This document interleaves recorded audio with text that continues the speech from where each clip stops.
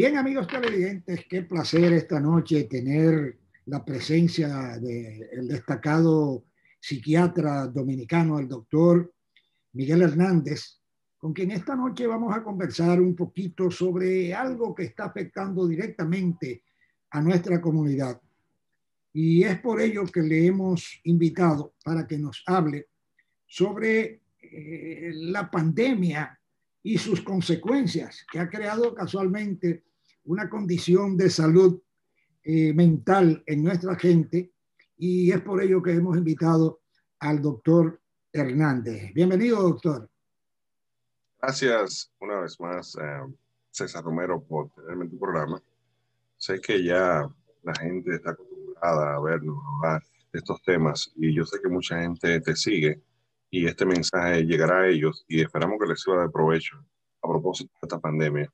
Así es, doctor. Yo toqué el punto de salud mental, pero es una forma de alertar a nuestra gente, porque dentro del marco de nuestro conversatorio, más que una entrevista, me gustaría tocar ese tema. Pero fundamentalmente mi inquietud esta noche con usted es hablar un poquito de el libro que acaba usted de parir, aunque sea varón, usted acaba de parir un hijo, Así es. Un viaje de salud. Y nos gustaría que nos hablara un poquito, que nos hablara sobre el contenido de este libro que usted hoy lanza públicamente a la comunidad. Sí, también gracias por la oportunidad de compartir sobre este libro. Es un libro que, como tú dices, recientemente hemos lanzado y trata principalmente de salud mental.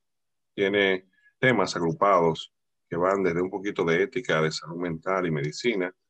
Después hablamos de los temas de los trastornos o desórdenes más comunes en psiquiatría. Y luego un poquito de psiquiatría social como adicción al internet, violencia doméstica, demencia. Yo lo tengo aquí en mis manos. Es un libro que se titula Un viaje. Un viaje de salud, rutas y consejos de un psiquiatra. Creo que será de muy útil y de mucho provecho para nuestra gente, para nuestra comunidad. Está escrito en un lenguaje bien sencillo, llano, digerible para todo público, ya que muchas personas están ajenas a lo que es el mundo de la psiquiatría y de la salud, desconocen de estos temas y a veces encuentran libros que tienen mucho tecnicismo. Entonces lo hicimos dirigido hacia esa comunidad para que pueda entenderlo. Pero también todo lector, incluso experto en el área, pueden también nutrirse y aprender de este libro. Y es una compilación de los mejores artículos que he escrito en revistas comunitarias durante todos estos años. Y tiene muchas reflexiones y está basado en la experiencia de mi práctica, que ya vamos a tener una década ejerciendo como psiquiatra en nuestra comunidad. ¿Qué lo motivó realmente en este momento en que casualmente una de las situaciones más precarias que tiene nuestra comunidad es la salud? Sí, como bien aludí, estos artículos se fueron escribiendo en la marcha con el propósito de aportar un granito de arena, de aportar un poquito en cuanto a lo que tiene que ver con conocimiento de salud mental hacia la comunidad. Entonces, inicialmente la idea no era que hacer un libro, pero decidimos entonces compilarlo porque al tener todo este conocimiento, todos estos textos en conjunto, lo podemos entonces poner sobre la mesa para esta población que ya te mencioné.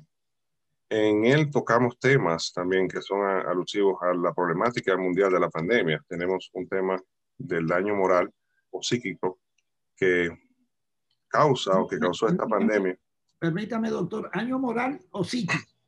El daño moral sobre los profesionales de la salud. Daño moral sobre los profesionales de la salud durante la pandemia. Hay un artículo ahí que habla sobre eso. Entonces, la motivación de este libro es esa, simplemente que podamos hablar de salud mental sin miedo, sin ese estigma social, provocar ese tipo de debates, que la gente, comunicadores así como tú, que los médicos, todos los profesionales, pero también la gente trabajadora de nuestra comunidad, que hable de salud mental sin miedo a decirlo para erradicar o disminuir ese estigma social que vemos, que muchas veces causa sufrimiento a los pacientes, pero también a los familiares. Porque nosotros como comunidad, como grupo étnico, inmigrantes, si nos comparamos con otros grupos, entonces somos los que vamos a buscar ayuda después. Primero tenemos que tener la educación, el conocimiento para aceptar, para reconocer primero los síntomas, si lo tenemos o alguien lo tiene, o los signos, si alguien lo tiene, y luego, después que lo identificamos, aceptar que podemos tener algo. Es la única forma que buscamos la ayuda. Si buscamos la ayuda, tenemos el tratamiento y entonces la mejoría. Y esto favorece a toda la población. Pero si entonces no tenemos la educación y no aceptamos, no podemos identificar, llegamos tarde. O a veces llegamos cuando es un poquito difícil y sufrimos las consecuencias por un tratamiento tardío. Doctor, ¿y cómo se manifiesta ese daño moral en el profesional en el caso de un médico, de un psiquiatra? Sí, es muy buena la pregunta. Y como enfocamos en este artículo, hablamos de daño moral, que se refiere a esa secuela psicológica que deja en un profesional de la salud que está destinado a salvar vidas, ayudar a los demás y verse en realizar acciones que van en contra de sus principios morales, debido a la situación que se vivió durante la pandemia, donde los profesionales tenían que elegir muchas veces a quién dejar morir, porque estaban los hospitales sobresaturados. Eso es lo que pasa, por ejemplo, con el soldado. Se ve mucho este daño moral, por ejemplo, en personas que van a la guerra, que tienen todo lo que va en contra de tus principios morales establecidos, que tú tienes que hacerlo y decidirlo. Esa experiencia deja una secuela, deja una consecuencia psicológica. Entonces, estos profesionales que prepararon, nosotros que nos formamos para salvar vidas, nos vimos, se vieron en una situación donde todos los hospitales estaban abarrotados, saturados de pacientes y no daban con tantos pacientes y tenían que decidir. Y tanto trabajo, tanta exigencia, y exponerse a ese miedo, a ese temor de ser contagiado, todo eso fue un caldo de cultivo para que muchos de ellos desarrollaran síntomas psicológicos y que buscaran ayuda incluso, y esto se relaciona directamente con un posible daño moral dado la situación. Vimos durante la pandemia suicidios de paramédicos, de una doctora destacada, también de una emergencia de un hospital. Y todo eso lo mencionamos y lo analizamos ahí desde nuestro punto de vista.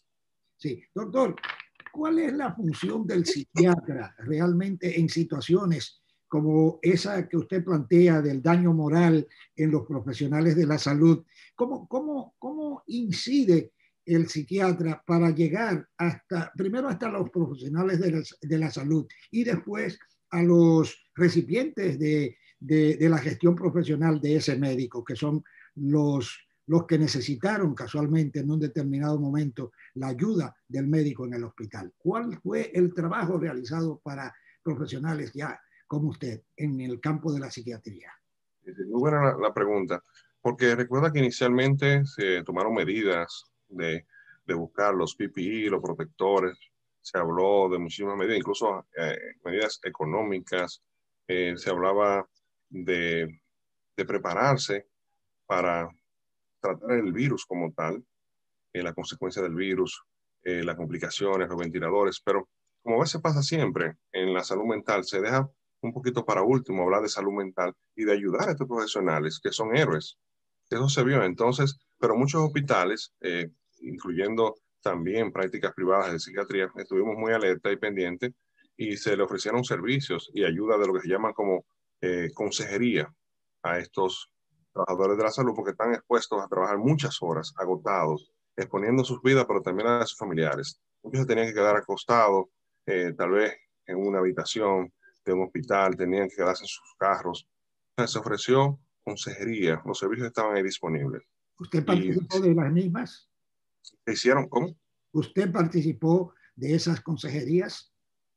Sí, en nuestra, obviamente, tenemos constantemente, hemos estado trabajando por telehealth y estoy hablando en los hospitales, muchos hospitales, no voy a mencionar cuáles, tenían programas destinados. Bueno, en mi libro se menciona algunos de los hospitales, pero destinaron grupos de especialistas que le ofrecieron consejería a estos profesionales Y en mi práctica privada estuvimos ahí constantemente abierto al público casi durante toda la pandemia y trabajamos a través de telehealth, como lo estamos haciendo todavía en estos momentos. Entonces, la ayuda estuvo ahí, fue algo inesperado, nadie estuvo preparado, esto fue algo sin precedentes, no todo surgió de una manera ideal, pero la pregunta que tú haces es muy buena, porque fuera de lo que tiene que ver con la pandemia, el psiquiatra, el profesional de la salud mental juega un rol importante, ayudando también a profesionales.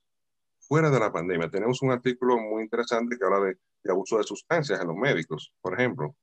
Entonces, los médicos y también los proveedores de salud mental, a veces por una serie de factores, a veces por orgullo, a veces por desconocimiento también, no busca la ayuda, no lo quiere reconocer. Los familiares a veces tratan de ayudarlo y no se espera que un médico se enferme, no se espera que un psiquiatra, no se espera que una trabajadora social, un terapeuta se enferme también de un problema mental, pero somos seres humanos. Exactamente. Entonces, así como un endocrinólogo se puede enfermar de diabetes, un nefrólogo de riñón, también puede ocurrir en los profesionales de la salud que también se enfermen y necesiten la ayuda. Y que entonces que de sustancias, que se ve, comienza, como decimos en el artículo, parece que comienza durante los años de estudiante de medicina, utilizando antes, para el dolor, después vienen los tragos entre los amigos y así va aumentando. Muchos también pueden llegar a usar marihuana, cocaína, pero son un poquito resistentes al tratamiento. Entonces no se trata solamente de la pandemia, el rol de nosotros como proveedores, ya cerrando para tu pregunta, como proveedores de salud mental, está ahí disponible, dentro y fuera de la pandemia. Pero ahora con la pandemia, nuestro rol es más,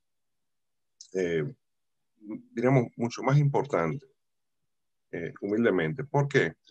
Porque ahora con la pandemia, muchos pacientes que necesitan tomar su medicamento, que tienen síntomas, tienen miedo a salir.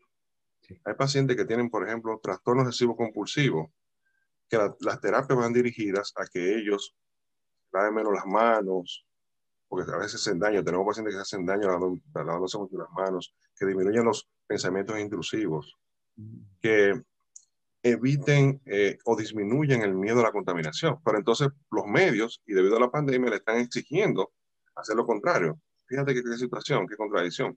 Pacientes que uno lo motiva a que cojan sol, que uno lo trata de que salgan, pero ¿cómo van a salir? Entonces, utilizando máscaras en sus casas, aglomerados, con hacinamiento, con mucho hacinamiento. Entonces, para el paciente psiquiátrico es un poquito difícil, pero también para el proveedor, para poder tratarlo. Pacientes que no reconocen, no tienen conciencia de enfermedad, que no tienen conciencia de enfermedad, no quieren aceptar su tratamiento.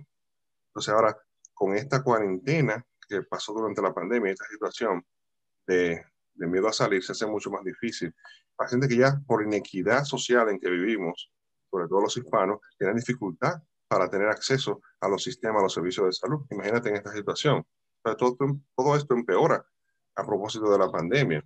Y los riesgos también de violencia doméstica aumentan porque están más expuestos. Entonces son muchos factores que van orbitando en esta situación socioeconómica y política provocado por la pandemia que inciden en el estado mental de los individuos y la comunidad. Entonces nuestro rol creo que es preponderante y muy importante. Y estamos haciendo esto precisamente para aportar un granito de arena en esta situación.